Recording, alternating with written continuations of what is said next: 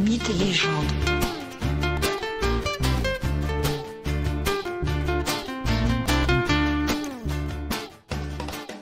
Bonjour à tous et bienvenue dans ce nouvel épisode de Mythes et légendes.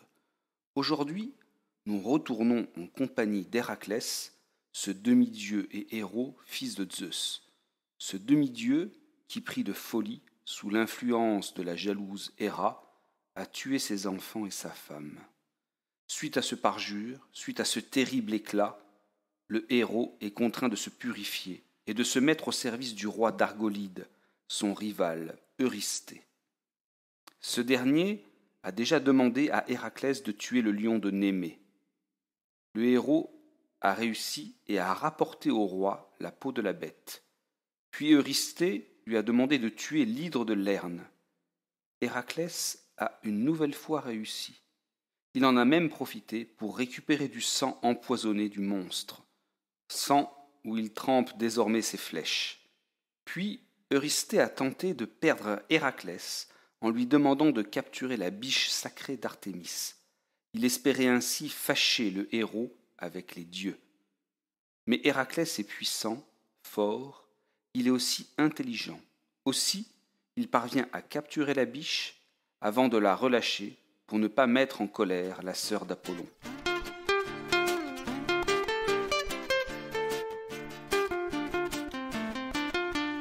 Cette fois-ci, Eurysthée exige d'Héraclès que ce dernier capture un monstre terrible, un sanglier gigantesque. Cette créature terrifie les peuples d'Arcadie. L'Arcadie est une région au centre du Péloponnèse. Capturer, c'est-à-dire réussir à faire prisonnière la bête sans la tuer, nécessite des qualités hors du commun, de la force certes, mais aussi de l'intelligence, de la ruse, de l'endurance.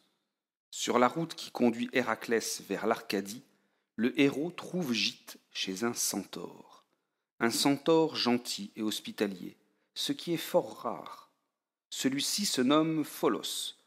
L'hospitalité du centaure est si forte que, suite à la demande très insistante d'Héraclès, Pholos accepte de partager avec lui du vin issu d'un tonneau que Dionysos lui avait offert. Un vin réservé normalement aux centaures. Mais à peine le tonneau ouvert, les autres centaures, attirés par le parfum unique de ce vin divin, accourent jusque chez Pholos et réclament leur part. Ce vin appartient aux centaures, à tous les centaures. Mais rapidement, la soirée dégénère.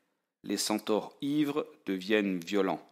Armés de branches, de troncs et de pierres, ils attaquent Pholos et Héraclès. Le héros de l'Argolide, Héraclès, se défend avec acharnement et une grande efficacité, notamment grâce à son si fameux arc et à ses flèches dont les pointes sont trempées dans le sang empoisonné de l'hydre de Lerne. Une fois touchés, les centaures meurent dans de terribles souffrances. Mais le combat fait deux victimes inattendues. Pholos tout d'abord. Celui-ci se blesse avec une des flèches d'Héraclès par un geste maladroit, alors qu'il arrache la pointe du corps d'un autre centaure à qui il veut rendre les hommages funèbres. L'autre victime est le célèbre éducateur des héros, le si sage et habile centaure Chiron. Celui-ci aussi se blesse avec une flèche d'Héraclès. La suite est connue. Chiron est le seul centaure immortel. Il ne peut donc mourir malgré sa très douloureuse blessure provoquée par le poison, par le sang de l'hydre de Lerne. Mais ne supportant plus la souffrance, il demande aux dieux de lui retirer l'immortalité. Chiron meurt ainsi, apaisé.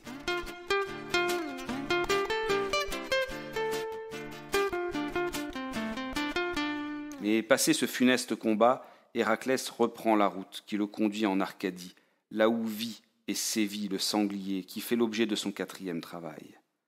L'hiver est rude dans les montagnes d'Arcadie couvertes de neige, cette neige qui facilite le repérage de l'animal, cette neige qui permet de voir ses traces, qui permet de le suivre, de le traquer avec plus de facilité. Mais cette neige fatigue la proie et le chasseur. La traque est longue, elle dure plusieurs jours. Puis, épuisé, le sanglier trouve refuge dans un gros buisson. Héraclès profite de ce répit pour creuser un large trou. Enfin, il attire la bête vers le trou. Le sanglier y tombe et donne ses dernières forces pour tenter d'en sortir. Mais rien n'y fait. La bête est bel et bien prise au piège. Héraclès la saisit alors à l'aide d'un grand filet, puis lui lie les pattes avant de charger sur son dos l'encombrant colis. Il s'empresse de porter la preuve de sa nouvelle victoire à Mycène, cette cité aux murs cyclopéens où est construit le palais d'Eurysthée. Mais ce dernier, le roi Eurysthée, a appris la venue du héros et du sanglier. Pris de panique, il se cache dans sa grande jarre de bronze. Ainsi, une fois au palais, Héraclès peine à trouver le commanditaire.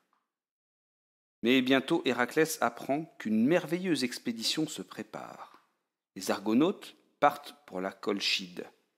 Héraclès veut se joindre à eux. Aussi, il libère l'animal sur la place du marché et rejoint les aventuriers.